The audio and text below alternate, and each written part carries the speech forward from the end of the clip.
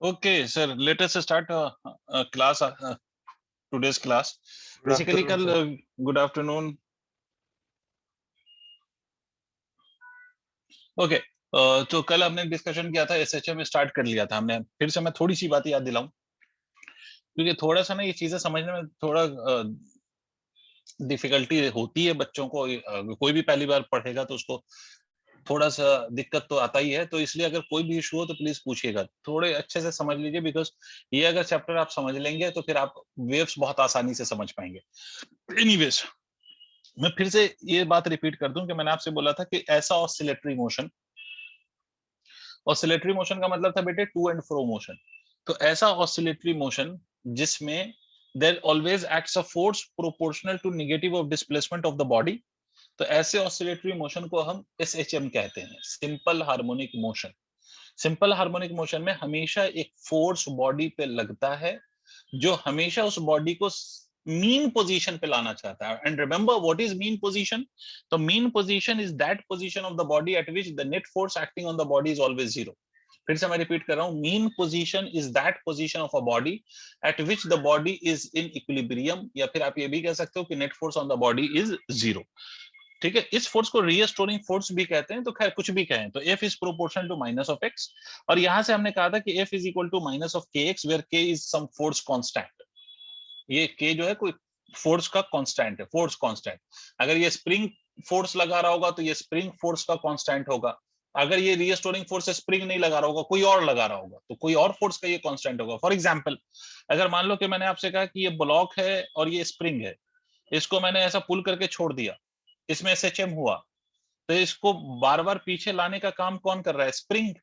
तो यहाँ पर जो बॉडी को बार बार फोर्स लगा के पीछे ला रहा है, या वो फोर्स जो इस ब्लॉक पे लग रहा है always towards the mean position, उसके लिए रिस्पॉन्सिबल कौन है? स्प्रिंग. तो इसलिए यहाँ पर जो ये के है वो स्प्रिंग का कांस्टेंट होगा यहाँ पर. बट अगर मान लो कि this is the case of pendulum, ये पेंडुलम का केस है, तो इसमें कौन सा स्प्रिंग है सर? तो obviously there is no spring in this case. But फिर भी अगर आप देखेंगे पेंडुलम बार बार ऐसे जाता है, ऐसे गया, फिर ऐसे गया, फिर ऐसे गया, फिर ऐसे गया, तो इसका मोशन भी एसएचएम है, but there is no spring connected to it, still it is oscillating, to and fro motion में है ये. तो यहाँ पर ये जो फोर्स है वो कुछ और है, it is not the spring force. तो इसीलिए उस कांस्टेंट की वैल्यू फिर स्प्रिंग कांस्टेंट के बराबर नहीं होगी, वो जो फोर्स लग रहा होगा उसके कांस्टेंट के बराबर होगी. अब कौन सा फोर्स कब लगता है वो तो सिचुएशन टू सिचुएशन वेरी करेगा, तो इसलिए इसका कोई डायरेक्ट कोई रिजल्ट हम नहीं लिख सकते, वो तो हम सिचुएशन के अकॉर्डिंग समझेंगे.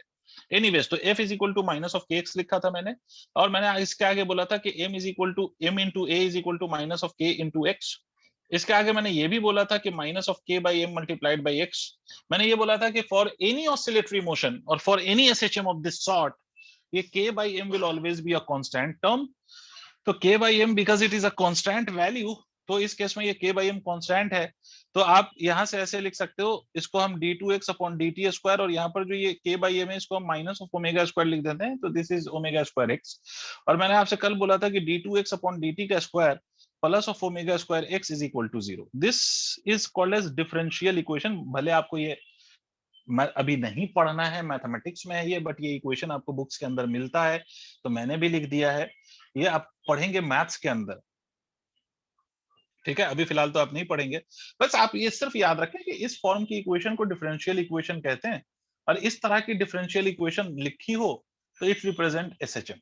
अगर ऐसी डिफरेंशियल इक्वेशन लिखी हो तो ये किसको रिप्रेजेंट करता है? ये एसएचएम को रिप्रेजेंट करता है. खैर, अब बेटा to every equation there is a solution. कोई सी भी इक्वेशन मैं आपको दे दूं उसकी सॉल्यूशन तो होती है. तो इसी तरह से इस इक्वेशन की भी सॉल्यूशन है. आपको जो याद रखना है वो क्या याद रखना है वो अब मैं बताता हूं. इस इक्वेशन का दो सॉल्यूशन है, और दोनों सॉल्यूशन में एक सॉल्यूशन है x is equal to A sine omega t, ये मैंने कल यहाँ पे बात खत्म किया था, और x is equal to a cos omega t, ये दोनों इसका सॉल्यूशन है. अब ये दो इसके सॉल्यूशन क्यों हैं, या आप में इसको कोई लेना देना आपके साथ नहीं है अभी फिलहाल इसका. क्यों? क्योंकि इसको सॉल्व करने के लिए you need to know the knowledge of, you need to have the knowledge of differential equation. क्या how do you solve differential equation, और ये अभी आपको 11th में बिल्कुल भी नहीं है, ये 12th में है. ठीक है, तो 12th में आपको शायद जाके ये रियलाइज हो कि क्यों ये ऐसी इक्वेशन आ रही है। अभी तो आपको सिर्फ आपको ये समझना है कि भाई ये इक्वेशन है और ये इक्वेशन है। अगर किसी भी बॉडी के मोशन को हम इस इक्वेशन से या इस इक्वेशन से रिप्रेजेंट करते हैं या कर पाते हैं, तो हम कहेंगे कि वो बॉडी सिंपल हार्मोनिक मोशन में है। मैं पूरी बात को एकदम आसान कर रहा हूं कि अगर आपको कोई भी बॉडी गिवन है, ठीक है, कोई भी बॉडी गिवन है, अगर उसका मोशन आप ए साइन ओमेगा टी से रिप्रेजेंट करते हैं या x is equal to a cos omega t से उसका मोशन रिप्रेजेंट हो रहा है, तो उस केस में बॉडी को हम कहेंगे कि body is executing SHM. Did you understand a little bit of it? Yes sir. Mathematically आप ये कहेंगे भाई कि कभी भी किसी भी बॉडी का अगर इक्वेशन आप ए साइन ओमेगा टी या ए कॉस ओमेगा टी से रिप्रेजेंट होगा किसी भी बॉडी की लिए, तो उसको हम एसएचएम कहेंगे कि वो एसएचएम कर रहा है। अब आते हैं दूसरी बात पे। सर अगर कोई बॉडी एसएचएम कर रही है x equal to an omega t, बहुत बढ़िया सर, अच्छा भाई बहुत बढ़िया भाई, आ रहे भाई, तो फिर इस इक्वेशन का मतलब क्या है सर? ये है क्या बेसिकली? ठीक है, ये तो हम समझ गए कि अगर इस तरह से की इक्वेशन बनेगी तो हम कहेंगे ये बॉडी एसएचएम कर रही है ना। बट ये इक्वेशन में ये वैल्यूज क्या क्या चीज है, क्या क्या रिप्रेजेंट कर रहे हैं, तो समझते हैं। फिर से मैं एग्जांपल लेता हूं वही स्प्रिंग ब्लॉक सिस्टम का, I will be taking an example again. मुझे एक बात बताओ बच्चों, मेरे प्यारे, मेरे बेटे, मेरे लाल, ये मीन पोजीशन है, मतलब यहाँ पर एफ नेट जीरो, याद रखिएगा मीन पोजीशन का मतलब होता है जहां पर नेट फोर्स जीरो हो, ठीक है। और वो मीन पोजीशन स्प्रिंग के नेचुरल लेंथ में ही हमेशा होगा, ये जरूरी नहीं। ऐसी कंडीशन में स्प्रिंग जब नेचुरल लेंथ में है तो ये ब्लॉक का मीन पोजीशन है, बट अगर मैं इसी स्प्रिंग को वर्टिकल कर दूंगा तो मीन पोजीशन का मतलब ये नहीं होगा कि स्प्रिंग नेचुरल लेंथ में, तो ऐसा मत रटना, ठीक है। तुम तो सिर्फ ये रटो कि मीन पोजीशन मतलब कि वो पोजीशन बॉडी की जहां पर वो इक्विलिब्रियम है। अब आप लोगों से पूछता हूं और आप लोगों से ही समझने की कोशिश करता हूं। मैंने इसको पुल करके छोड़ दिया, मुझे एक बात बताओ कि ये पार्टिकल को मैंने पुल किया, छोड़ दिया, तो ये पार्टिकल जब टू एंड फ्रो करेगा, ऑसिलेट करेगा, या दोनों दो तरह के डायग्राम में एक साथ बना रहा हूं ताकि आपको दो किसी से तो समझ में आए।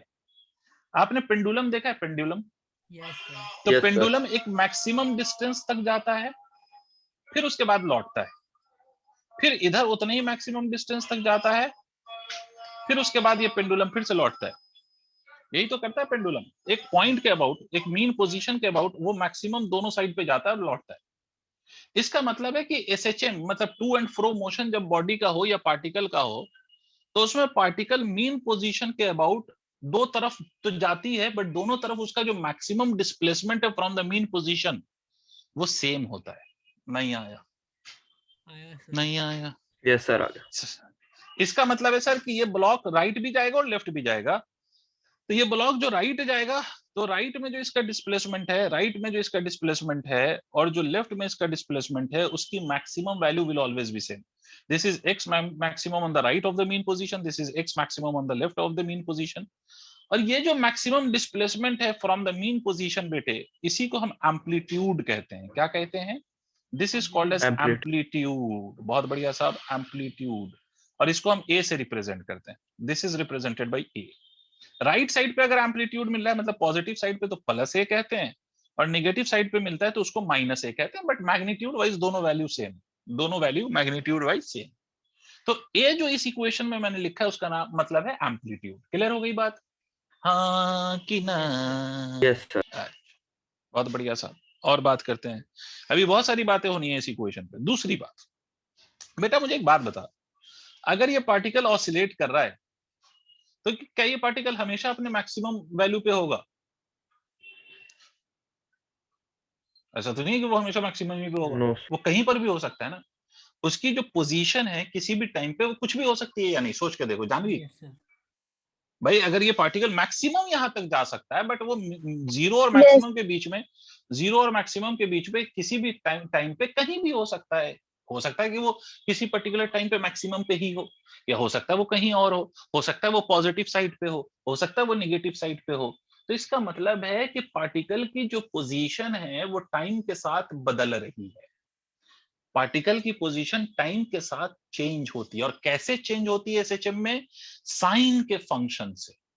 मतलब ये जो पोजीशन में जो चेंज आता है ना पार्टिकल का विथ टाइम, वो कैसा चेंज होता है? तो वो साइन के साथ चेंज होता है, इसीलिए इसको साइनोसॉइडल भी कह सकते हैं आप।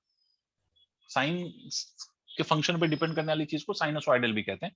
इसका मतलब है कि जैसे साइन की वैल्यू चेंज होती है वैसे इसकी भी पोजीशन चेंज होती है, मतलब इन दोनों को हम रिलेट करते हैं। तो ये जो x लिखा हुआ है यहां पर, x का बेसिक मतलब क्या है? x का मतलब position at any time t, नहीं आया। और a का क्या मतलब है? Maximum value. और t का क्या मतलब है? टाइम। तो अब एक सवाल करो कि सर ओमेगा क्या है? फिर ओमेगा क्या है? तो चलिए ओमेगा पे भी बात करते हैं। इसमें कुछ पहले बात समझते हैं। सर अगर आपका पार्टी मतलब ये ब्लॉक यहां से स्टार्ट हुआ, तो ध्यान से देखिएगा, पहले यहाँ आ गया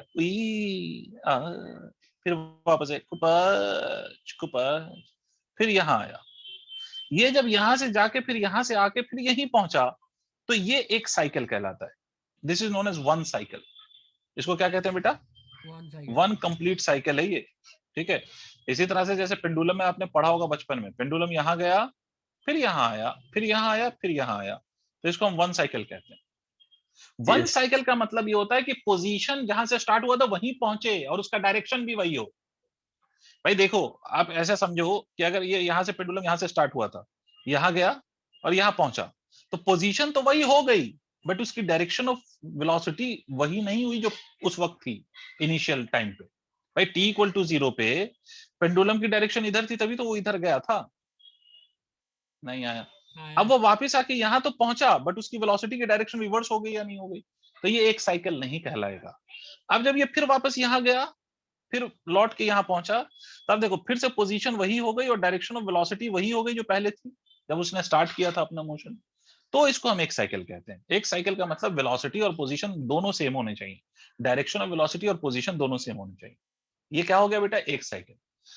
एक साइकिल को कंप्लीट करने वाला जो टाइम है उसको हम टाइम पीरियड कहते हैं। Time to complete one cycle is called time period, जिसको हम जनरली किससे रिप्रेजेंट करेंगे? कैपिटल टी से। अब मुझे एक बात बताओ, एक सेकंड में ऐसे ऐसे एक ही साइकिल फॉर्म होंगे या एक से ज्यादा हो सकते हैं? जैसे फॉर एग्जांपल आप उसको सोचो, वो जो हनी बी होती है, हनी बी अपने विंग्स को फ्लटर करती रहती है, ठीक है, तो एक सेकंड में एक ही बार वो करती है या बहुत बार कर जाती है? हनी बी या मस्क्यूटो, इस तरह की जो चीजें होती हैं, बहुत बार करती हैं। ठीक है। तो एक सेकंड में कितने साइकिल्स प्रोड्यूस हुए, that is called as linear frequency. मतलब इफ फ्रीक्वेंसी, या मैं इसको एक अच्छा टर्म दे दूं क्योंकि एक और फ्रीक्वेंसी हम डिफाइन करेंगे यहाँ पर, इसको हम कहते हैं लीनियर फ्रीक्वेंसी। और लीनियर फ्रीक्वेंसी को हम रिप्रेजेंट करते हैं एफ से। इसका मतलब होता है number of cycles produced in one second. ठीक है। इसकी यूनिट हर्ट्ज होती है, HZ, हर्ट्ज। ठीक है, एक मिनट रुकिएगा।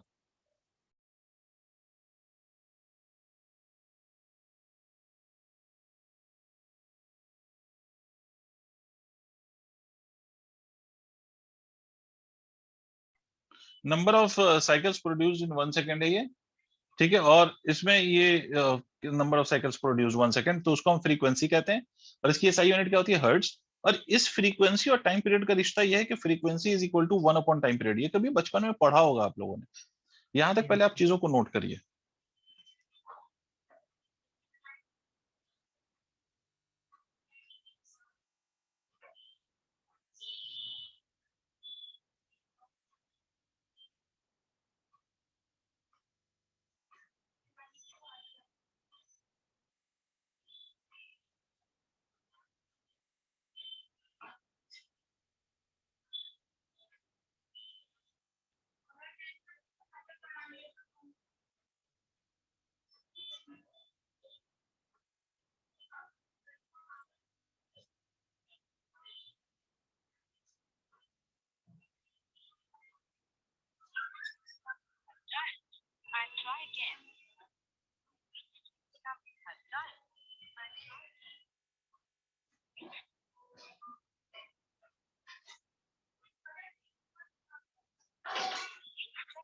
डन। Done.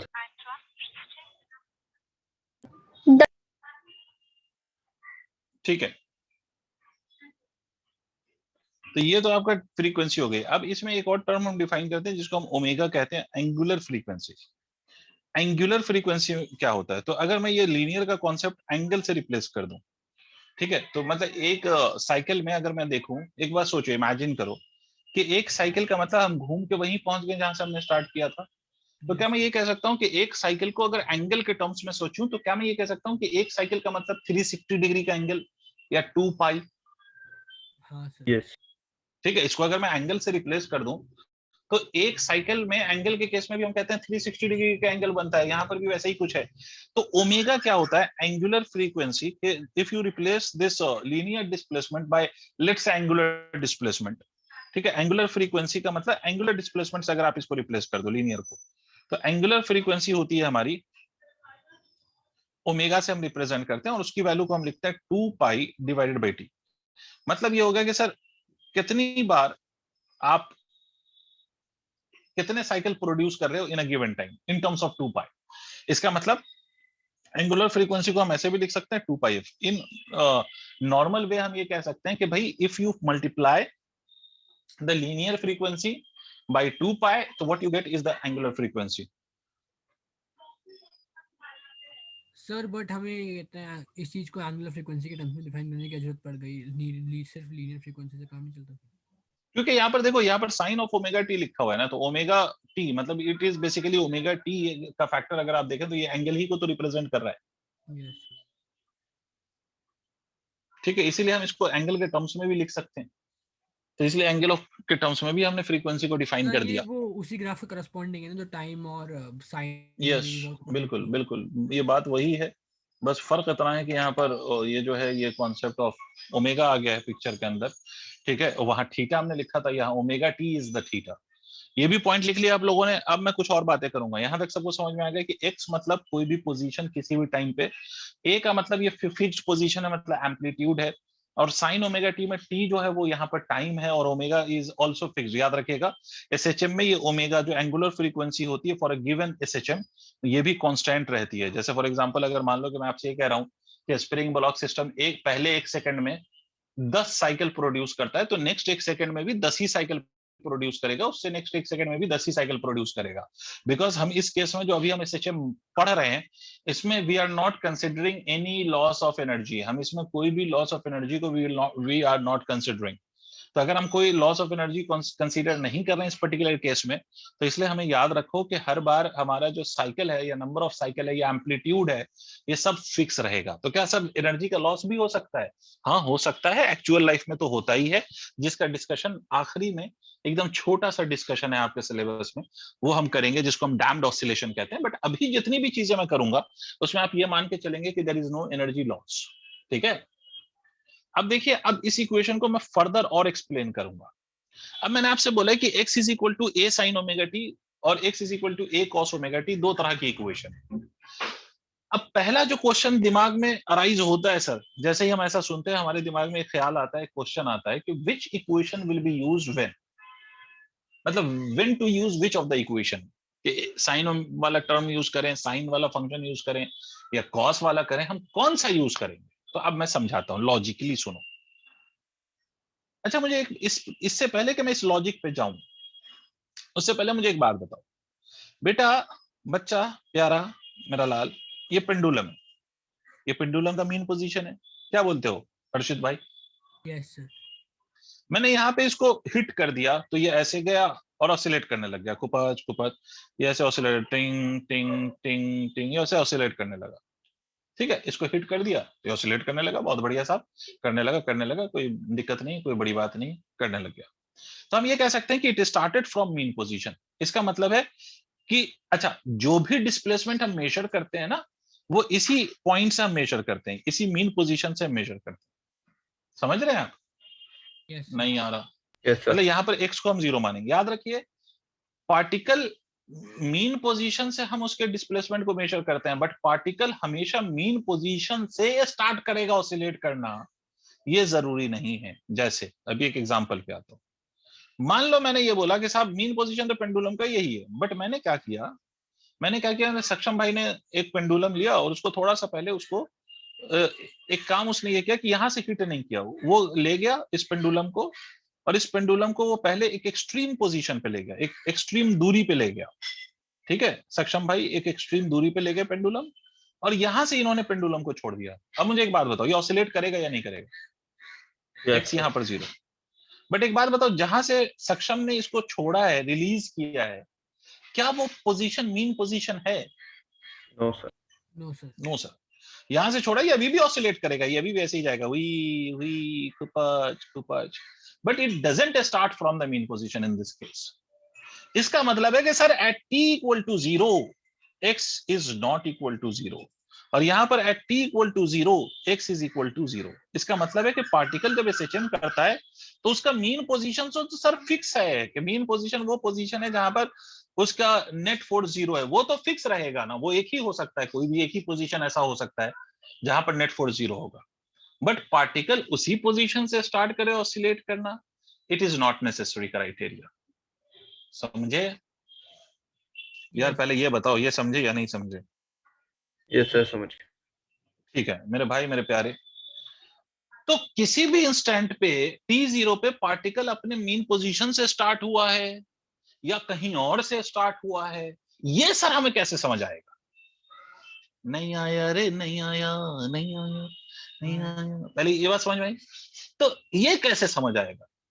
तो ये समझाने वाली एक क्वांटिटी हम डिफाइन करते हैं, जिसको हम कहते हैं बेटे इनिशियल फेज। क्या कहते हैं मेरे बच्चों? Initial phase. I will tell you what is the meaning of initial phase, what is the meaning of phase. मैं सारी चीजें एक्सप्लेनेटरी वे में आपको बताऊंगा, आपको समझना है, और जहां नहीं समझ में आए वहां मुझसे पूछना है। देखो एक बात समझो, इस केस में समझो, x is equal to A sine omega t, कुछ तो एम्पलीट्यूड होगा, मैंने ऐसे लिखा।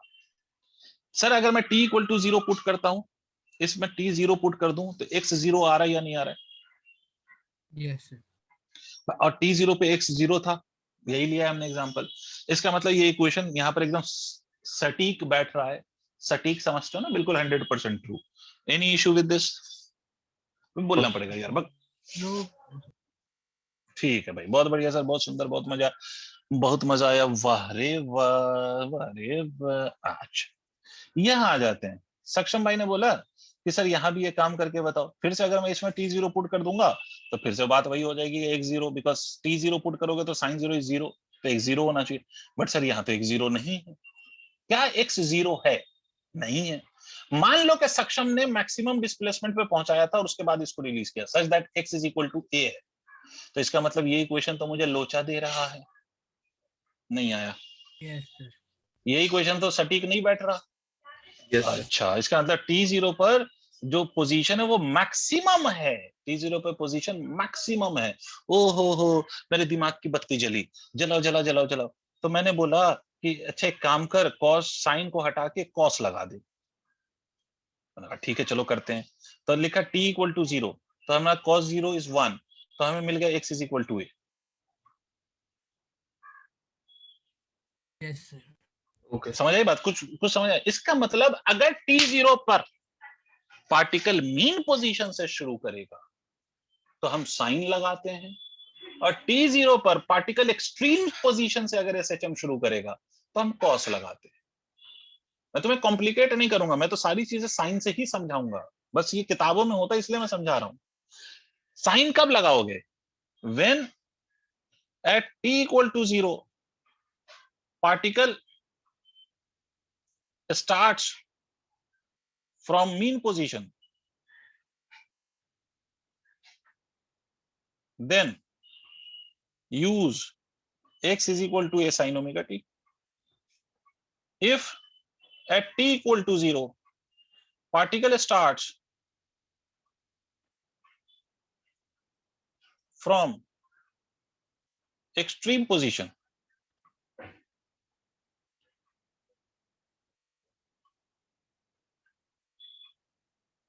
use x is equal to a cos omega t. इसमें किसी को कोई दिक्कत है? क्योंकि अब इससे बाद की जो बात आएगी वो और थोड़ी सी आपको दिक्कत देगी, तो ये समझ में आएगा तभी आगे की बातें समझ में आएंगी। देख लो, कुछ भी दिक्कत हो पूछो। समझ में आ गया सर। नोट करो, मुझे बताओ, अभी और खेलते हैं इस पे।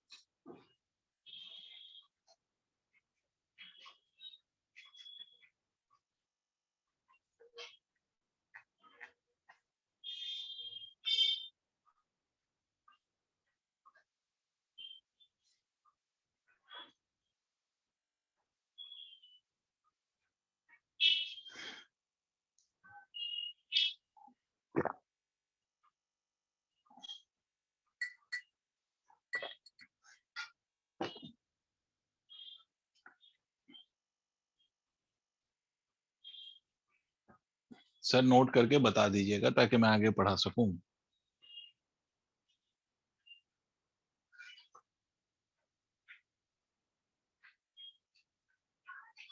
Done sir. Sir wait. ठीक है ठीक है।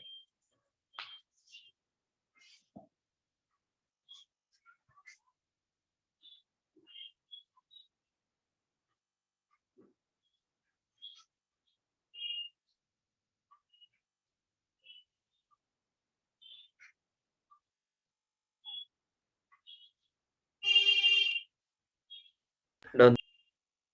ठीक है। अच्छा, एक बात इमेजिन कर हर्षित, जानवी एंड सक्षम कि सर ये तो एक्सट्रीम पे था, तो ठीक है आपने ये कॉस लगा के आपने मुझे समझा दिया। बट अगर मान लो कि यही सक्षम भाई जो है इसको ले जाते और कहीं एक्सट्रीम पे नहीं ले जाते, कहीं किसी पोजीशन पे ले जाके तब इसको रिलीज करते, मतलब जो इसका एक्सट्रीम हो सकता है वहां पे नहीं ले जाते, किसी जनरल पोजीशन पे ले जाते जो ना तो मीन है ना तो एक्सट्रीम है, वहां से रिलीज करते, तो क्या वो मोशन फिर कॉस या साइन से रिप्रेजेंट हो पाता? सिर्फ ऐसे लिखता अगर मैं कॉस या साइन, नो सर। तो फिर दोनों ही फेल हो जाते। भाई अगर सिर्फ ये लिखा है आपने तो ये तब यूज होगा जब आपने T0 पर एक्सट्रीम से रिलीज किया है, और जब सिर्फ ये लिखा है आपने तो ये तब यूज होगा जब T0 पर आपने x इज इक्वल टू 0 से रिलीज किया है। बट आपने जहां से रिलीज किया ना तो वो एक्सट्रीम है ना तो मीन है, वो कुछ और है भाई, इन बिटवीन कोई पोजीशन से रिलीज किया आपने, तो फिर तो ना तो कॉस लगेगा ना सिंपली साइन लगेगा। तो फिर क्या करें सर, फिर क्या करें? तो हमने बोला एक काम करते हैं, जब ऐसा चक्कर है ना तो एक काम करते हैं, हम कॉस और साइन के चक्कर में नहीं पड़ते, कॉस में हम जाते ही नहीं, कॉस को हटाओ, थोड़ी देर के लिए हटाओ। मैं ये नहीं कह रहा कि वो इक्वेशन गलत है, बिल्कुल सही है, मैं ये नहीं कह रहा कि वो गलत है, वो भी सही है। बट हम दो इक्वेशन क्यों रटे? हम तो एक ही इक्वेशन से सारे काम कर जाएंगे, देखो कैसे। लोगों ने बोला कि एक काम करते हैं, तो हम ये कर देते हैं कि x is equal to A sine omega t plus यहां पर एक फैक्टर कुछ लगा देते हैं, उसको नाम दे देते हैं फाइन ऑफ। समझना, नहीं समझ में तो पूछना। क्योंकि सर देखो अगर सिर्फ ओमेगा टी रहेगा तो इसका मतलब है कि जब टी 0 होगा तो एक्स को 0 होना पड़ेगा। यार तुम्हें नहीं आ रहा? Yes sir. यस। लेकिन अगर उसके आगे मैं टर्म लगा देता हूं फाई नॉट, तो इस केस में अब ये होगा कि टी 0 है तो एक्स को 0 होना नहीं पड़ेगा, वो फाई नॉट डिसाइड करेगा कि टी 0 पे एक 0 होगा कि नहीं होगा। मैं इसकी मीनिंग समझाऊंगा, बट पहले मीनिंग ऑफ फाई नॉट समझ लो, फिर इसको मैं इक्वेशन से समझाऊंगा। फाई नॉट को यहां पर एक नाम दिया गया, इसको कहा गया इनिशियल फेज। अब क्वेश्चन अराइजेस कि what is this initial phase? तो लोगों ने बोला कि ये it's a constant which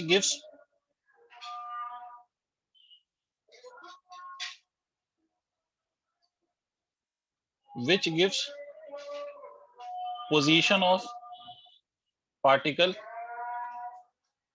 eight t equal to 0। एक ऐसा कांस्टेंट है जो पार्टिकल की पोजीशन t इक्वल टू 0 के लिए रिस्पॉन्सिबल है। ये आपको बता देगा कि पार्टिकल की पोजीशन t0 पे क्या है। क्या मतलब सर, क्या मतलब? चलो देखते हैं। सर अगर कहीं पर मैंने लिख दिया x is equal to A sine omega t, मैंने एक इक्वेशन लिखा, जानवी मैंने एक इक्वेशन लिखा x is equal to A sine omega t plus pi by two. Janvi yes समझ रही हैं आप? कोई अगर कंफ्यूजन हो तो प्लीज पूछिएगा। मैंने कहीं पर लिखा फाई नॉट, तो इसका मतलब है कि पाई बाई टू क्या है? फाई नॉट की वैल्यू है। क्या बोलते हो दोस्त? Yes sir. अब मैंने बोला अच्छा इसी अगर इक्वेशन ऐसे लिखी हुई है तो एक बात तो क्लियर है, साइन से रिप्रेजेंट हो रहा है तो ये एसएचएम। बट t0 पर देखते हैं कि पार्टिकल कहां से स्टार्ट हुआ था, तो चलो देखते हैं। मैंने पुट किया t इज इक्वल टू 0, तो मैंने इसको ऐसे लिखूंगा a sine omega into 0 plus of pi by to. इसका मतलब ये इक्वेशन क्या बन जाएगी? a sign pi by to. इसका मतलब ये इक्वेशन से हमें क्या मिल जाएगा? x इज इक्वल टू, यार तुम्हें नहीं आया? इसका मतलब क्या हुआ सर कि जब t0 है तो particle x is equal to 0 पे नहीं, x is equal to a पे। ठीक है, यस सर। मतलब आपने एक एम्पलीट्यूड से एक्सट्रीम पे जाकर रिलीज किया है। अच्छा, और कौन सा एक्सट्रीम? तो पॉजिटिव वाला। सर मेरे मन में और विचार आया, इसी पे खेलेंगे सर। ये अगर खेल तुम्हें समझ में आता है तो मैं तुम्हें एक बात बताऊं कि तुम जीवन में फिजिक्स जो पढ़ोगे 11 12 में, 12 में कहा तुम कहां पढ़ने वाले हो फिजिक्स? कोई नया मास्टर ढूंढा है? यही सर लर्निंग यही है। ये सिर्फ हर्षित बोल रहा है, मैं भाई हर्षित को बस पढ़ा रहा हूँ फिर तो आज तो। है सक्षम? Yes 12th sir. में नया मास्टर ढूंढा है? 12th में नया मास्टर ढूंढ लिया क्या? नहीं सर। चाहिए घबरा गए। खैर चलो, मैं ऐसे ही जोक मार रहा था। एनीवेज, मैं आपसे ये कह रहा हूँ कि 11th और 12th में मैं चैप्टर्स बता रहा हूँ जिसमें ये बहुत याद होगा, तो मुझे याद रखोगे हमेशा इस बात के लिए। एसएचएम जो ये चैप्टर चल रहा है उसमें तो ये फेज वेस्ट का चक्कर चल ही रहा है। अगला चैप्टर वेव्स 11th के ही अंदर। 12th में एक चैप्टर आएगा ऑल्टरनेटिंग करंट, मतलब एसी, उसमें ये फेस का चक्कर आपको झेलना पड़ेगा। फिर 12th में ही एक और चैप्टर आएगा वेव ऑप्टिक्स, लाइट वेव, उसमें फिर से फेस का चक्कर आएगा। इसका मतलब ये जो मैं फेस की कहानी समझा रहा हूँ ना बेटा, और इस पर टाइम लगा रहा हूँ, ये सिर्फ एक चैप्टर के लिए नहीं है। मुझे बेमानी करना हो तो मैं तो सिंपली ऐसे बोल दूं, हाँ इसको इनिशियल फेस कहते हैं, बात खत्म। तुम भी सोचते रहो कि पता नहीं क्या बोल गया ये, चलो बोल गया तो कुछ होता होगा, लेकिन ये बेसिकली बहुत यूज होना है इसका 11 से लेकर 12 की फिजिक्स तक। इसीलिए मैं एक एक स्टेप वाइज आपको ये बात समझाने की कोशिश कर रहा हूँ कि इनिशियल फेज का क्या मतलब है। अभी एक और टर्म आएगा फेज, ठीक है। तो अभी तो इनिशियल फेज को हम समझ रहे हैं कि ओमेगा टी के साथ जो फाई नॉट लगा हुआ है, वो फाई नॉट कुछ भी हो, पाई बाय 2 हो, पाई बाय 3 हो, पाई बाय 4 हो, वो इनिशियल फेज को रिप्रेजेंट करेगा। और इनिशियल फेज आपको ये बताएगा कि t0 पर पार्टिकल मीन पोजीशन से स्टार्ट हुआ है या कहीं और से स्टार्ट हुआ है, पॉजिटिव पोजीशन से स्टार्ट हुआ t0 पर या निगेटिव से स्टार्ट हुआ, ये सब बताएगा। देखो कैसे, x is equal to A sine ओम। हाँ बेटा बोलिए ना। सर बोलिए। ये जो इक्वेशन है सारे हार्मोनिक मोशन के लिए होती है। यस यस, ये सब हार्मोनिक है, मतलब साइन लग गया ना, a times of sine of. अब एंगल देखो बेटा, एक बात समझो, x is equal to A sine theta लिखूं तब भी हार्मोनिक है। थीटा को थीटा ना लिख के मैं x is equal to A sine omega t लिख दूं तब भी तो ये थीटा ही कहलाएगा। और सोच के सर देखो। हम हाँ इसको हाँ, किसको? ब्लॉक स्प्रिंग सिस्टम में कैसे तेरी आवाज डिफाइन बहुत ज्यादा करेंगे ब्रेक हो रही है इस वाली सक्षम, तेरी क्वेश्चन आवाज, को? सक्षम तुम्हारी आवाज बहुत ज्यादा ब्रेक हो रही है, मुझे कुछ नहीं समझ में आया, फिर से बोलो। सर जी अब क्लियर है? हाँ, थोड़ा सा क्लियर है, बोलिए।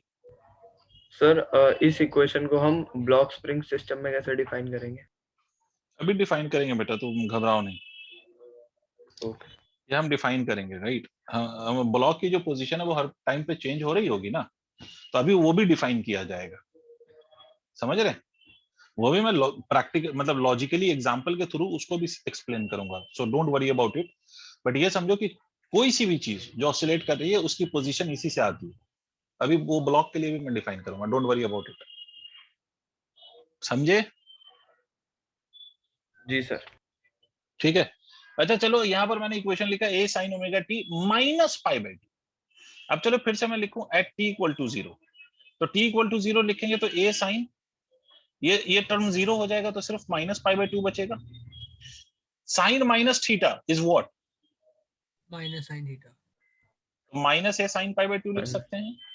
तो इसका मतलब Yes. X is equal to minus A आया या नहीं आया? Yes sir. इसका मतलब कि सर इसमें भी वो एक्सट्रीम से स्टार्ट हुआ है, मतलब टी जीरो पर एक्स जीरो नहीं है, एक्सट्रीम से स्टार्ट हुआ है।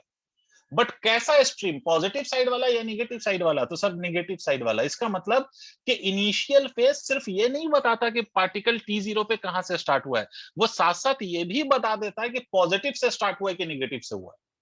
अभी और खेलेंगे इस पर, बात कुछ कुछ हजम हो रही है, इनिशियल फेज का इंपॉर्टेंस समझ में आ रहा है। यस। Yes sir. नोट करो, चलते नोट करते चलो, चलते चले आगे।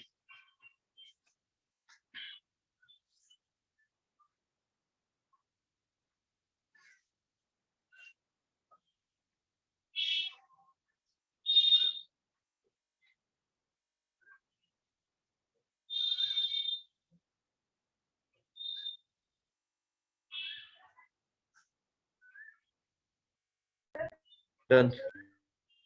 ठीक है, मूविंग ऑन। इसी में अब मैं आपसे कहूं कि x is equal to A sine omega t plus pi by three. अब मैंने पाई बाई टू नहीं लिया, प्लस पाई बाई थ्री लिया। अब अगर मैं कहूं तो क्या होगा, at T equal to zero, ठीक है, हम क्या लिख सकते हैं, x is equal to A sine pi by three लिख सकते हैं या नहीं मेरे बच्चों? और पाई बाई थ्री का मतलब होता है 60 सर डिग्री। हाँ ये जो फेस कांस्टेंट की डेफिनेशन लिखा है कि that it is a constant लिखा है, तो ये कांस्टेंट सिर्फ एक एसएचएम के लिए ना, एक मोशन के लिए कांस्टेंट होगा ना? हाँ, पर्टिकुलर सिचुएशन, पर्टिकुलर जाहिर है, पर्टिकुलर के लिए ये मतलब यूनिवर्सल कांस्टेंट नहीं है, it's just constant for a given situation और given hello. SHM. Yes sir. हाँ जी, हाँ सक्षम, हेलो हेलो क्या? तो साइन पाई बाय 3 की वैल्यू कितनी हुई? 60। 60 का मतलब √3/2। इसका मतलब इस केस में पार्टिकल स्टार्ट हुआ है, कहां से स्टार्ट हुआ है? जब t 0 पे था तो एक से स्टार्ट हुआ है फ्रॉम √3/2 a। अच्छा एक देखो, a is a general term, a मतलब amplitude, amplitude is again general term. उस एम्पलीट्यूड की वैल्यू डिफरेंट सिचुएशन या डिफरेंट एसएचएम के केस में डिफरेंट होगी। जैसे फॉर एग्जांपल अगर मान लो कि मैं आपसे कह रहा हूं कि एक बॉडी है जो इस तरह से ऑसिलेट करती है और उसका मैक्सिमम डिस्प्लेसमेंट 10 सेंटीमीटर है, तो a की वैल्यू यहाँ पर 10 है। बट अगर दूसरा एसएचएम हो जिसमें पार्टिकल डिस्प्लेस हो रहा है और मैं कहूं कि मैक्सिमम डिस्प्लेसमेंट इज 20 सेंटीमीटर, तो यहाँ पर a की वैल्यू 20 होगी। तो a is just a term, उस a की वैल्यू सिचुएशन टू सिचुएशन कुछ भी हो सकती है। अग्रीड? Yes sir. ठीक है, तो ये √3/2 है। इसका मतलब है कि सर हम किसी भी इक्वेशन में किसी भी एसएचएम की इक्वेशन को जनरली हम ऐसे लिख सकते हैं। ये समझ आ गया? आप सब कुछ समझ आ गया यहाँ तक? Yes sir. ठीक है, इसका मतलब है कि किसी भी इक्वेशन को, एसएचएम की इक्वेशन को हम जनरल फॉर्म में ऐसे लिख सकते हैं, omega t plus phi naught. Saksham ने कहा है वेट करने को। बेटा रुक जाओ, सक्षम के साइड पे कुछ इशू है, 1-2 मिनट रुक जाओ।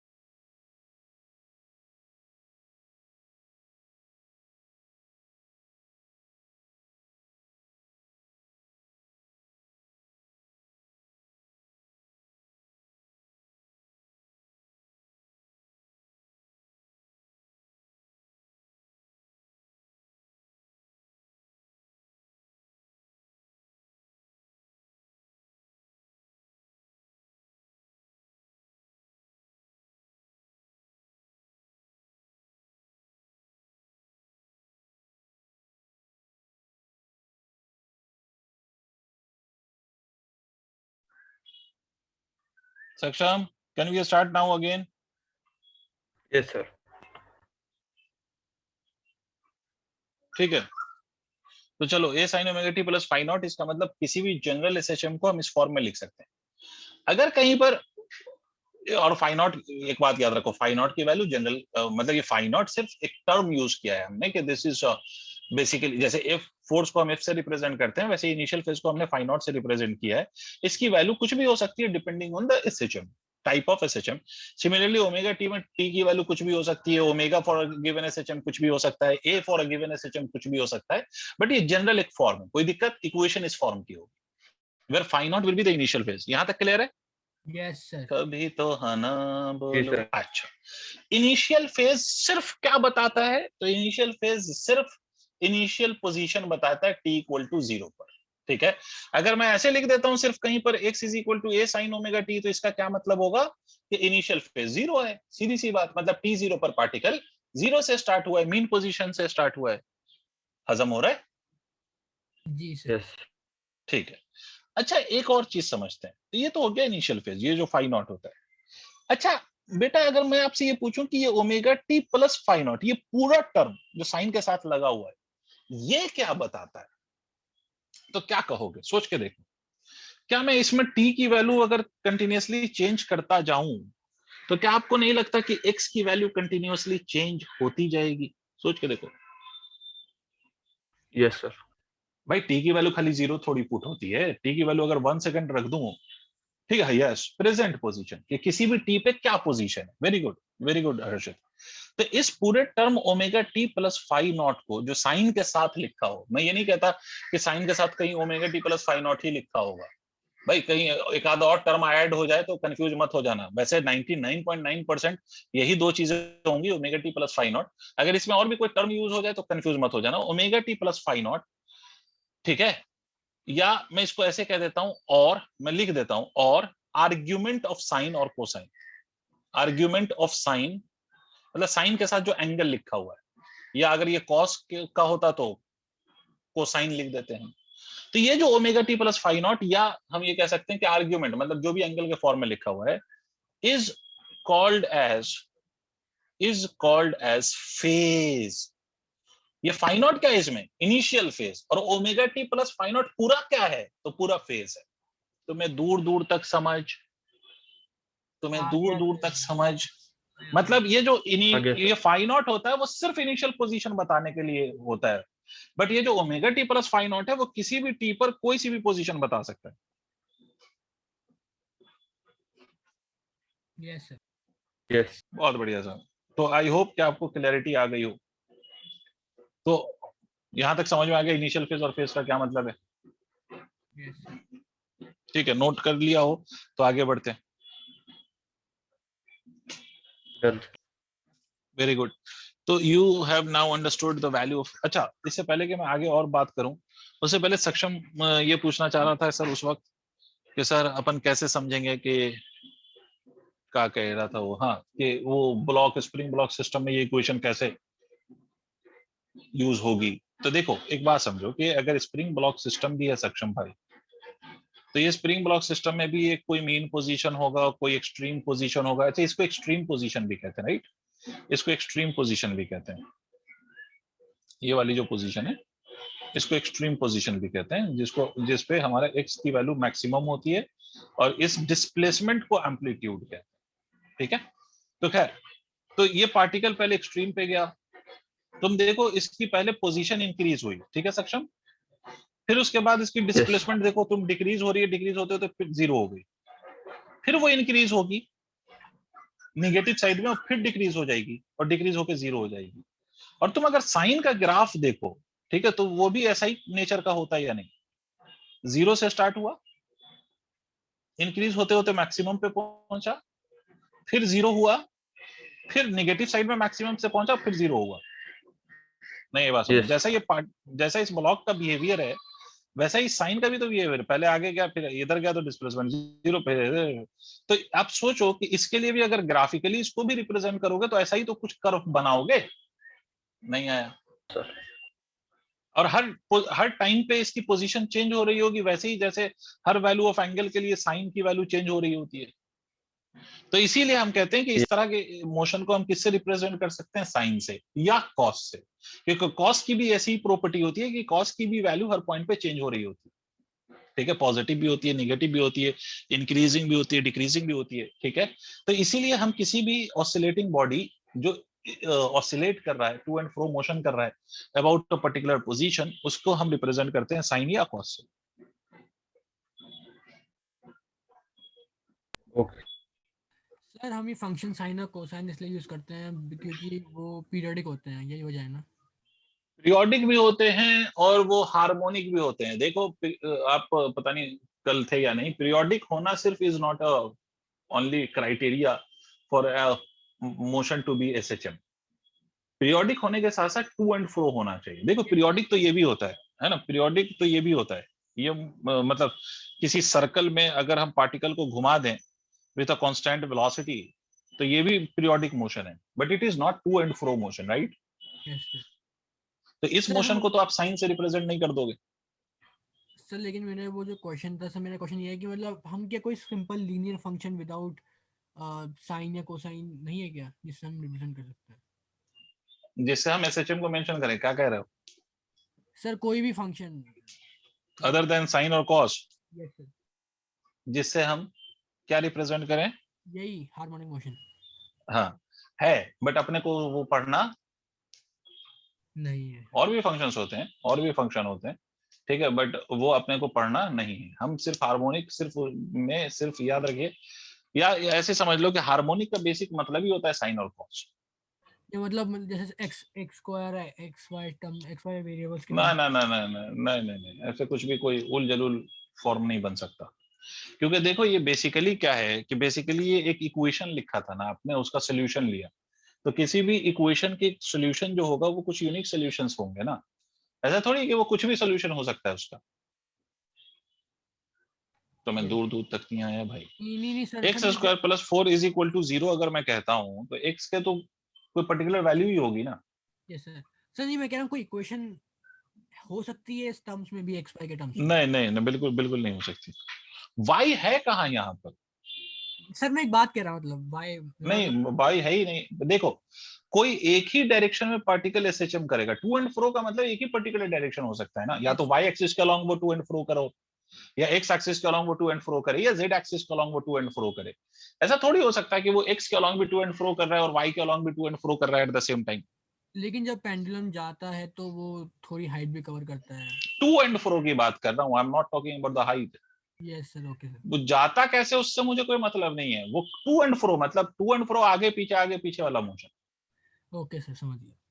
ठीक है, तो टू एंड फ्रो वाला डिस्प्लेसमेंट लेना है। इसीलिए आप हाइट की बात नहीं कर रहे हैं, आप मीन पोजीशन से जो एक्सट्रीम पोजीशन का डिस्प्लेसमेंट है, वो आप मीन से मैक्सिमम डिस्प्लेसमेंट देख रहे हैं। मीन से आप मैक्सिमम डिस्प्लेसमेंट देख रहे हैं जो आपकी पार्टिकल की है, from the mean to the extreme. Yes sir. Clear है? इसलिए उसको एम्पलीट्यूड आप कह रहे हैं। आप, इसीलिए मैंने आपको कोई एक जनरल ये नहीं बोला कि भाई अगर ऐसे तिरछा चला जाए तो एम्पलीट्यूड ये होगा, ऐसा तो नहीं बोला मैंने। वो जो मीन पोजीशन से जो डिस्टेंस है, डिस्प्लेसमेंट है बेसिकली, नॉट डिस्टेंस, डिस्प्लेसमेंट, इस बात को याद रखो। क्लियर है? Yes sir.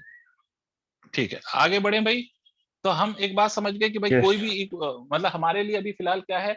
अच्छा, एक बात तो याद रखो कि हार्मोनिक मोशन का डेफिनेशन ही मैंने कल दिया था, कल की क्लास में। कल जब हमने पढ़ा था तो मैंने आपसे उसी वक्त ये बोला था कि भाई हार्मोनिक का बेसिक मतलब ही यही है कि ऐसा कोई भी मोशन जो साइन या कॉस से रिप्रेजेंट हो, दैट वुड बी हार्मोनिक। और वो हार्मोनिक होगा तभी वो एसएचएम हो सकता है, वो हार्मोनिक नहीं होगा तो एसएचएम तो होगा ही नहीं। ठीक है, अब चलिए। Yes. अब देखिए, एक बात बताइए कि पार्टिकल का जो x is equal to sine omega t है। सर अगर मैंने ए साइन ओमेगा टी लिखा है, इसका क्या मतलब? इनिशियल फेज क्या है? 0. जीरो है ना? तो जीरो भी हो सकता है, नहीं भी हो सकता है। अगर मैंने स्पेशली ये लिखा है, इसका मतलब मैं अपने केस के लिए अभी जीरो मान के सॉल्व कर रहा हूं। अगर फाई लगाना चाहो तो लगा लो, उससे क्या, एक फाई का टर्म बढ़ जाएगा बस, और कुछ तो अजूबा नहीं हो जाएगा। ठीक है, तो ये x is equal to A sine omega t. अच्छा बेटा, एक बात बता, फिर से समझते हैं चीजों को वन बाई वन। सर यहां पर मीन पोजीशन है, पार्टिकल यहां से यहां गया तो एक्सट्रीम पे पहुंचा। ये कोई पोजीशन है जो एक्सट्रीम है, एक्सट्रीम, यहां से आगे नहीं जाएगा, यही मतलब है इसका।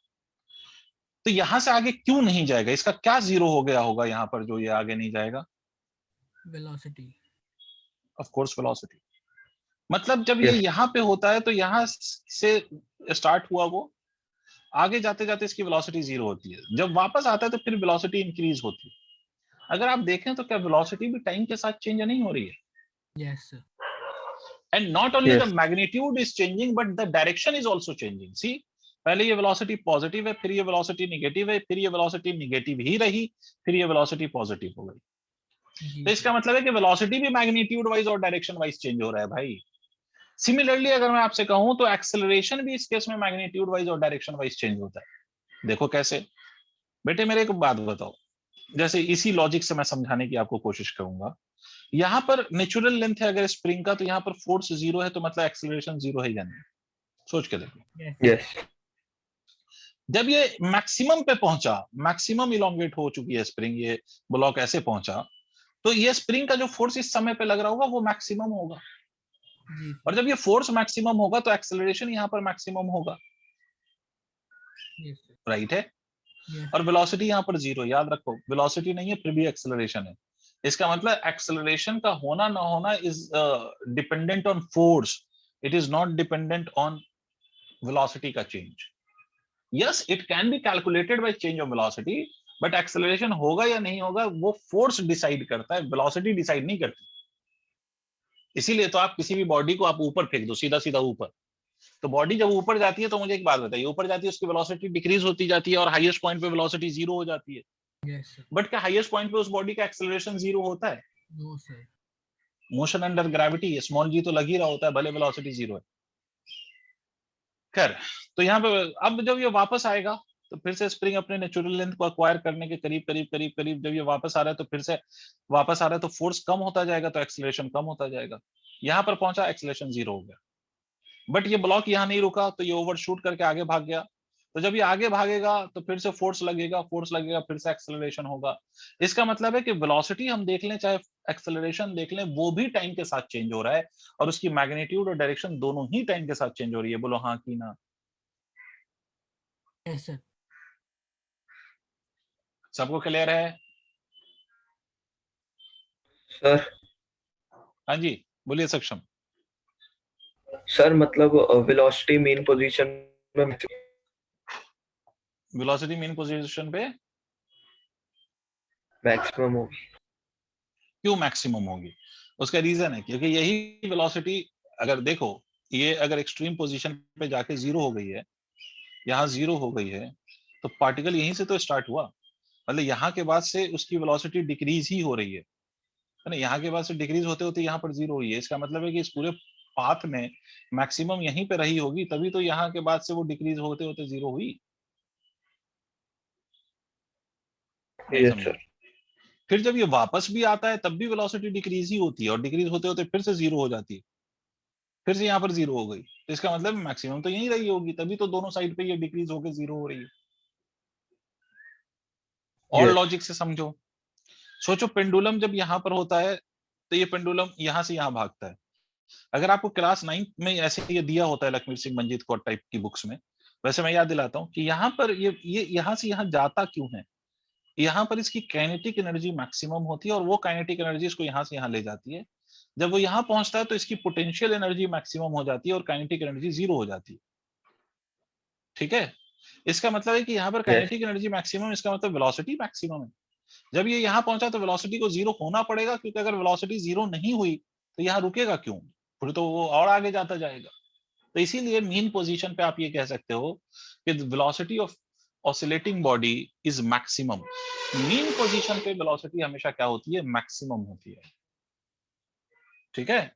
या उसको दूसरे शब्दों में ऐसे भी कह सकते हो कि वेलोसिटी मीन पोजीशन पे इसलिए भी मैक्सिमम होती है क्योंकि वहां पर net force acting on the body is zero, तो कोई फोर्स उसको अपोज नहीं कर रहा होता वहां पर। यस क्लियर है? अब आगे बढ़ते हैं। तो सर पूरी कहानी का मतलब, एक मिनट, तो पूरी कहानी का मतलब है कि एसएचएम के केस में आपकी पोजीशन भी चेंज होती है, वेलोसिटी भी चेंज होती है टाइम के साथ। तो आप देखो, तो वेलोसिटी का हम वैल्यू निकालना चाहते हैं कि किसी भी टाइम पे what will be the value of velocity. तो x is equal to a sin omega t. Velocity चाहते हैं तो क्या करें? dx by dt कर दें। बोलना पड़ेगा भाई। Yes sir. Velocity is equal to dx by dt। मुझे एक बात बताओ, इस इक्वेशन में जो मैंने ये इक्वेशन लिखा है a sin ओमेगा टी, इसमें a कांस्टेंट है या वेरिएबल है? कांस्टेंट। कांस्टेंट। तो ये कांस्टेंट है, तो इसका मतलब है कि हम किसको डिफरेंशिएट करेंगे? D by D T of sine of omega T.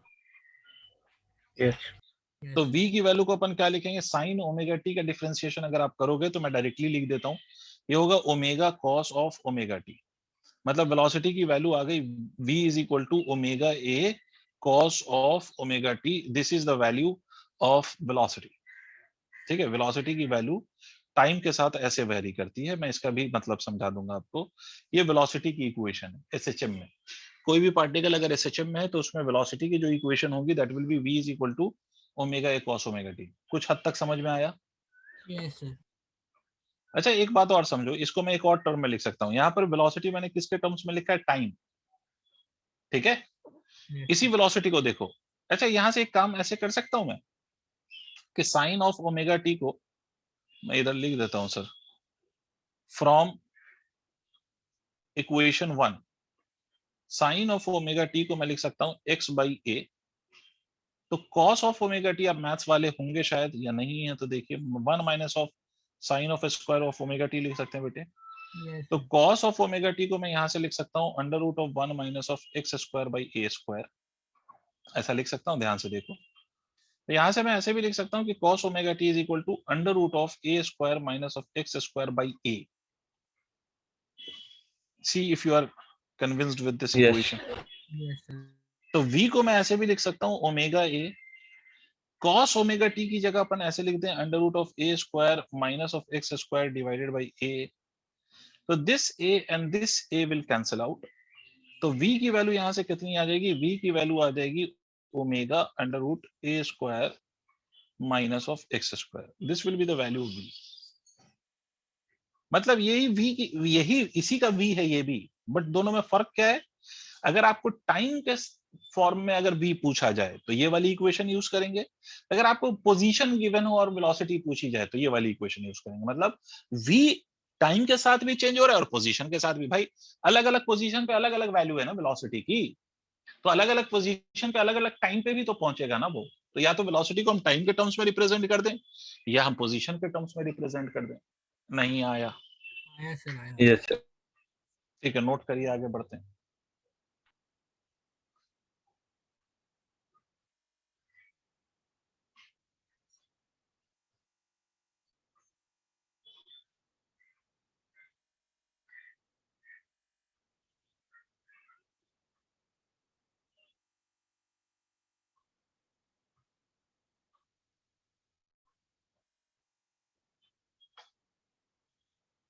Done sir.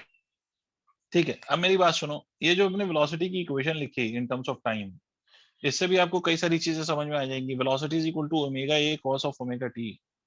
तो अगर इस केस में मैं टी की वैल्यू को 0 पुट कर दूं तो वेलोसिटी की वैल्यू अगर आप देखोगे तो cos 0 इज 1, तो velocity will be equal to omega a and this velocity is maximum, याद रखिएगा। मतलब मैक्सिमम वेलोसिटी आपको ओमेगा ए मिलती है, this is the maximum velocity. ठीक है, मतलब किसी भी पार्टिकल की एसएचएम में जो मैक्सिमम वेलोसिटी होगी वो ओमेगा ए होती है। इसको आप इस बात को पोजीशन के टर्म्स में भी लिख सकते थे। अगर आप इसमें वी स्क्वायर आपने लिखा है omega into under root of A square minus of x square, तो अगर मान लीजिए कि if x is equal to 0 means I am at mean position, तो यहाँ पर v is equal to omega a फिर से हो जाएगा या नहीं?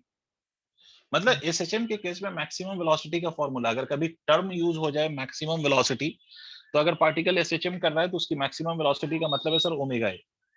अगर पार्टिकल एसएचएम कर रहा है तो मैक्सिमम वेलोसिटी का बेसिक मतलब है omega into a, where omega is angular frequency, a is the amplitude of that oscillation. ठीक है, दूसरी बात अगर आप खुद देखो इसमें कि x की वैल्यू a हो जाए, इसका मतलब है कि particle is at mean position. Sir आपकी पार्टिकल इज सर दूसरी बात मैं ये कह रहा हूं कि अगर इफ x की value is a, that is particle is at mean position. आई आवाज?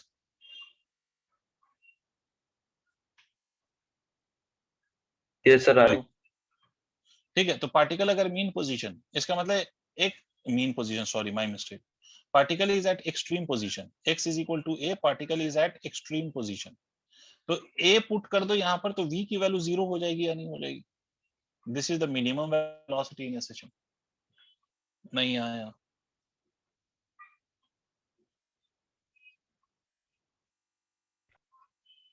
यस सर आ गया।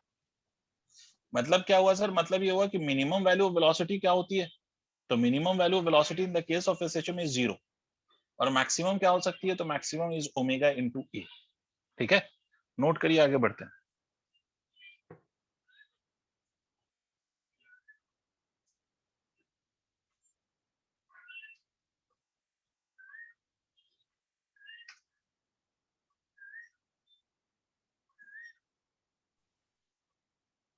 सर जी बोलो हर्षित।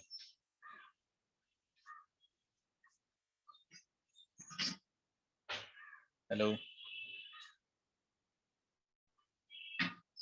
यस सर आ रही।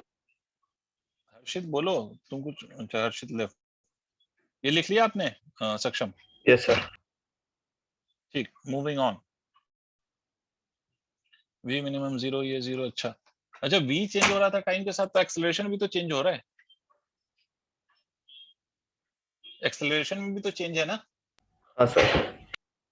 चलो, तो अगर एक्सेलरेशन में भी चेंज है, तो अगर एक्सेलरेशन में भी चेंज है, एक्सेलरेशन में भी चेंज है, तो एक्सेलरेशन भी निकाल लेते हैं। तो हमने लिखा sir v is equal to omega A cos of omega t. तो एक्सेलरेशन क्या होगा? Acceleration will be equal to dv by dt।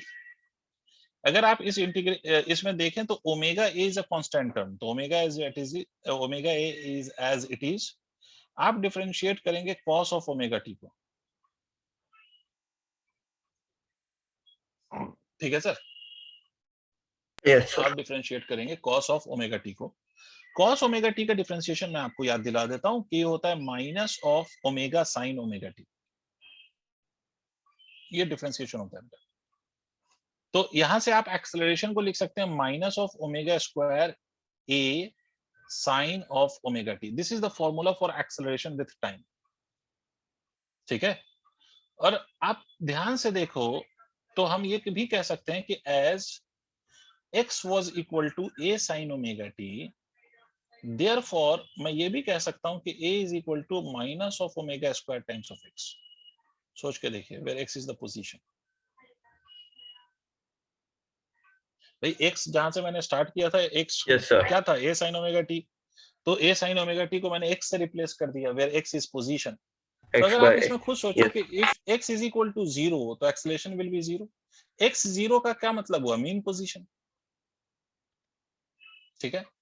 if x जी is equal to plus a का मतलब एक्सट्रीम पोजीशन और पॉजिटिव एक्सट्रीम पोजीशन। तो a की value क्या हो जाएगी, minus of omega square a। और if x is equal to minus of a, that is again extreme position but on the negative side, फिर से एक्सट्रीम पोजीशन। तो a की वैल्यू क्या हो जाएगी, यहाँ पर माइनस ऑफ माइनस रख दो तो plus of omega square a हो जाएगी। इसका मतलब जब पार्टिकल पॉजिटिव साइड पे चलता है तो एक्सेलरेशन की डायरेक्शन नेगेटिव होती है, और जब पार्टिकल नेगेटिव साइड पे चलता है तो एक्सेलरेशन की डायरेक्शन पॉजिटिव होती है।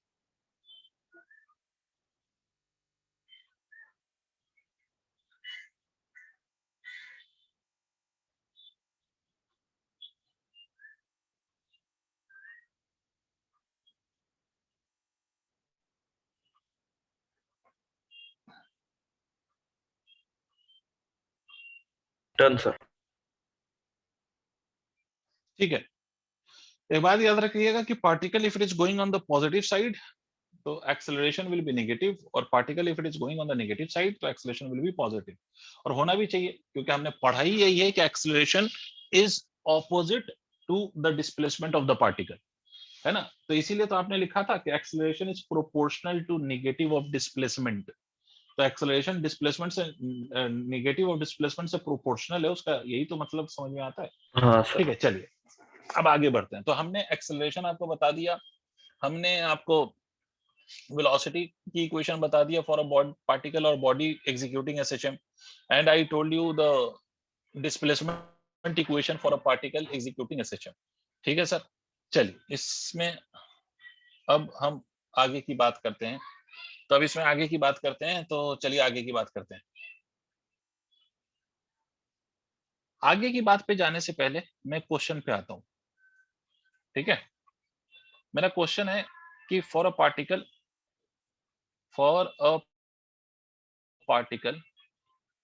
executing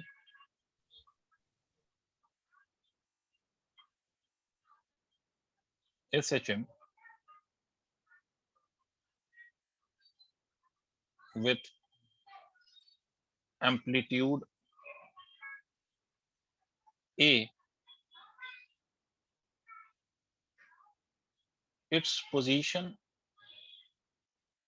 at t equal to 0 is x is equal to a by 2 plus a by 2। ठीक है। Find initial phase. आपको क्वेश्चन समझ में आया कि t0 पर पार्टिकल के लिए जो पोजीशन है वो जीरो नहीं है, x जीरो नहीं है t इक्वल टू 0। रादर मैंने आपको क्या दिया हुआ है, मैंने आपको क्या दिया हुआ है, मैंने आपसे ये बोला हुआ है कि जहां पर पार्टिकल का t0 पर इनफैक्ट x की वैल्यू क्या है, प्लस a by 2 है। तो आपको ए बताना बाई कि टू। इनिशियल फेज है ना, इनिशियल फेज की वैल्यू क्या होगी अगर ये प्लस a by 2 है, तो what is the value of initial phase. Solve कर लोगे, करोगे यस सर। या मैं बताऊं, करो। हर्षित का आंसर आ गया π/6। ठीक है।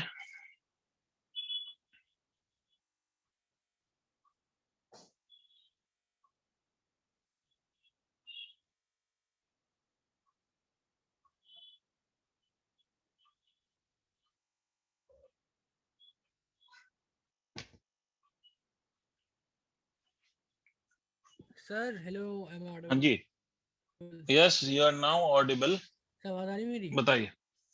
हाँ, अभी आ सर रही है। पता नहीं नेट का बड़ा सर मैं कह रहा था कि वो आपने वेलोसिटी के बाद एक्सेलरेशन कराया ना जी। सर, स्लाइड्स हैं?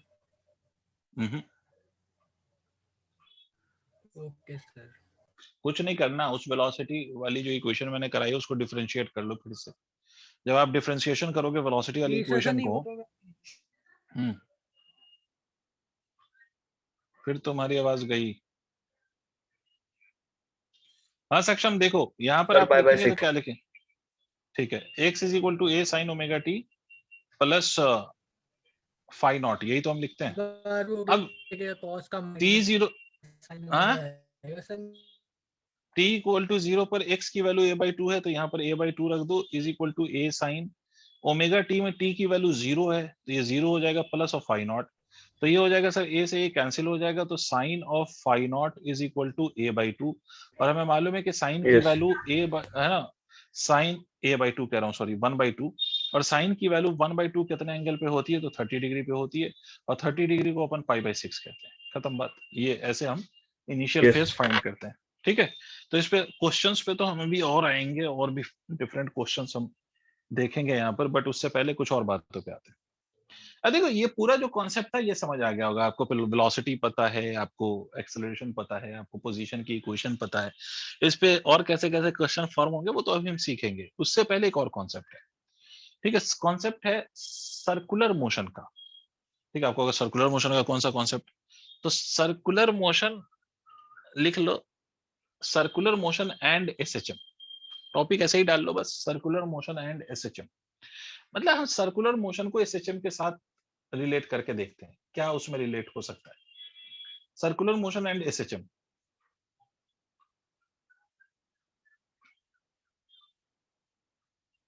यस ठीक है,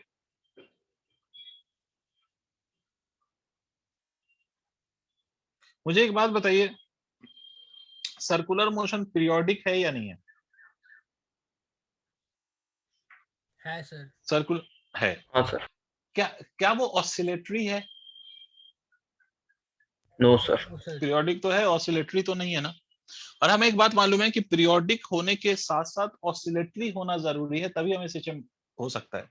बट सर्कुलर मोशन पीरियोडिक तो है बट ऑसिलेटरी नहीं है, तो फिर एसएचएम फिर कहां से सब रिलेट होगा?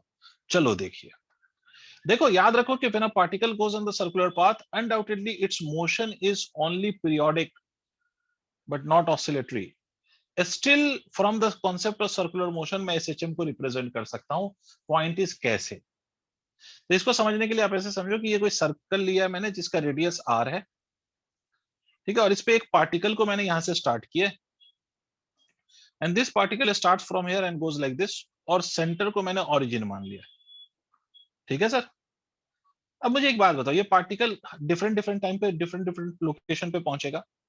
जब ये पार्टिकल यहां पर है तो इस पार्टिकल से अगर मैं कोई एक परपेंडिकुलर ड्रॉप कर दूं इस लाइन पे, हॉरिजॉन्टल लाइन पे, इस पार्टिकल से मैं अगर एक परपेंडिकुलर ड्रॉप कर दूं इस हॉरिजॉन्टल लाइन पे, तो इस परपेंडिकुलर को हम प्रोजेक्शन कहते हैं। क्या नाम देते हैं? Projection of the particle on x axis.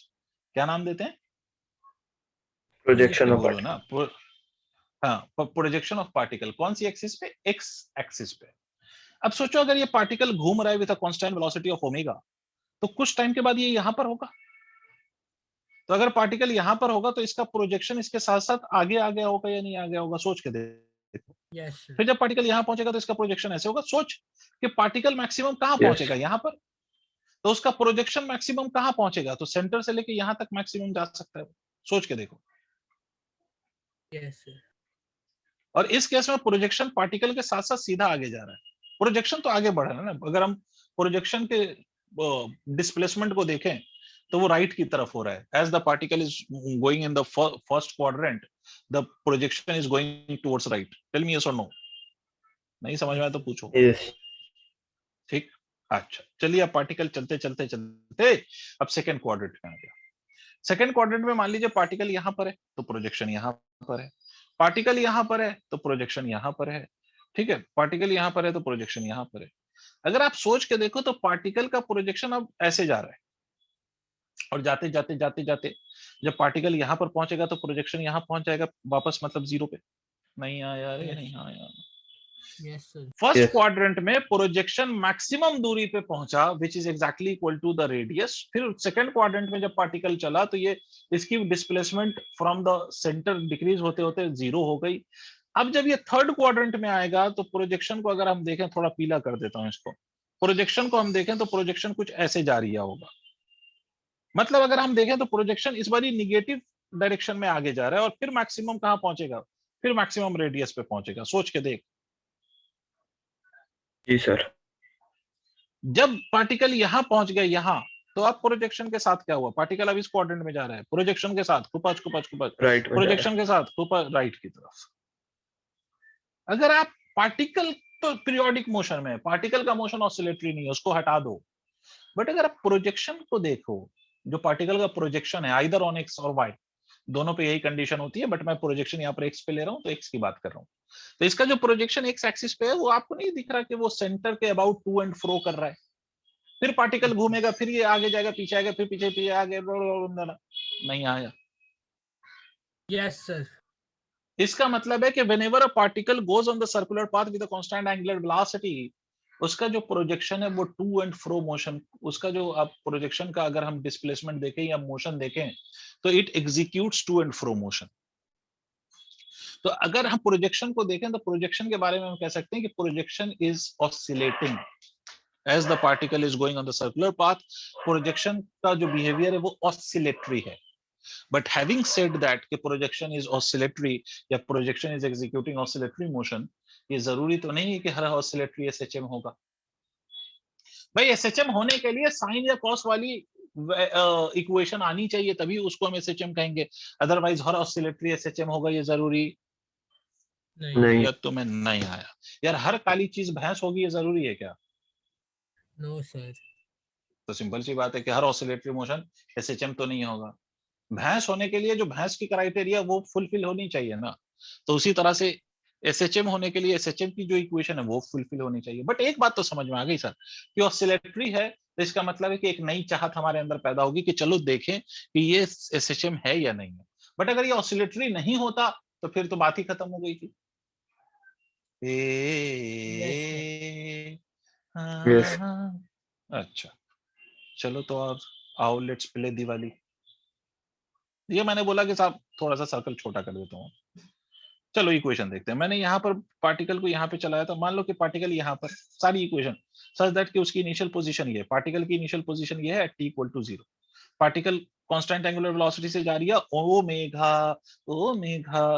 Particle कुछ समय के बाद यहाँ पर पहुंच गया, इसकी पोजीशन p डैश, और कितना एंगल घूम गया, थीटा एंगल। तो यहाँ पर इस पार्टिकल का जो प्रोजेक्शन होगा वो यही होगा या नहीं होगा, हाँ ना बोलना पड़ेगा। ये सेंटर है सर, ये इसकी दूरी अपन x मान लेते हैं, ठीक है।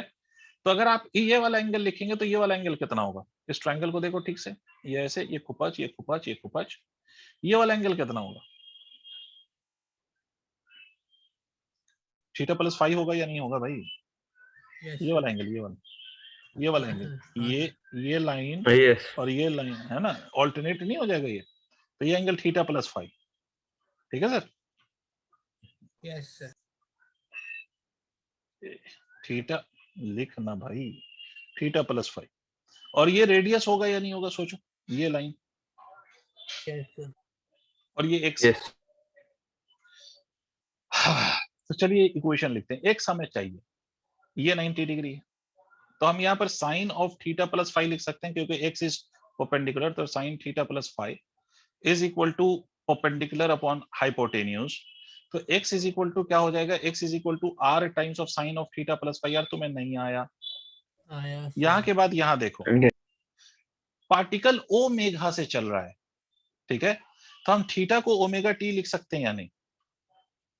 यस। और r जो रेडियस है यही तो मैक्सिमम डिस्प्लेसमेंट है प्रोजेक्शन का, सेंटर से, यस सर। ठीक है। तो लेट r को मैं a कह देता हूं, दिखाई दे रहा है आप लोगों को। तो इसका मतलब कि x को मैं a sine omega t plus 5 कह सकता हूं या नहीं। जी सर। यस। क्या ये इक्वेशन SHM की इक्वेशन नहीं है? है सर। यस इसका मतलब ये हो गया कि सर सर्कुलर मोशन में अगर पार्टिकल है तो उसका प्रोजेक्शन हम आइदर एक्स एक्सिस पे ले लें या हम वाई एक्सिस पे ले लें, उसका जो प्रोजेक्शन होगा वो एसएचएम को रिप्रेजेंट करेगा। इसका दूसरा मतलब ये हुआ कि हम पूरा एसएचएम का कॉन्सेप्ट सर्कुलर मोशन से रिप्लेस कर सकते हैं। यस ठीक है,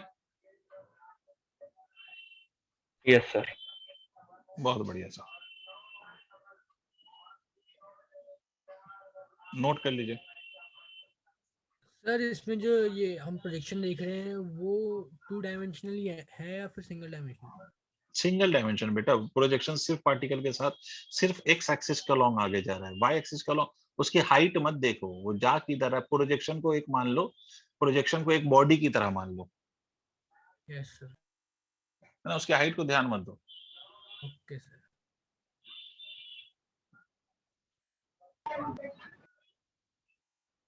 डन। वेट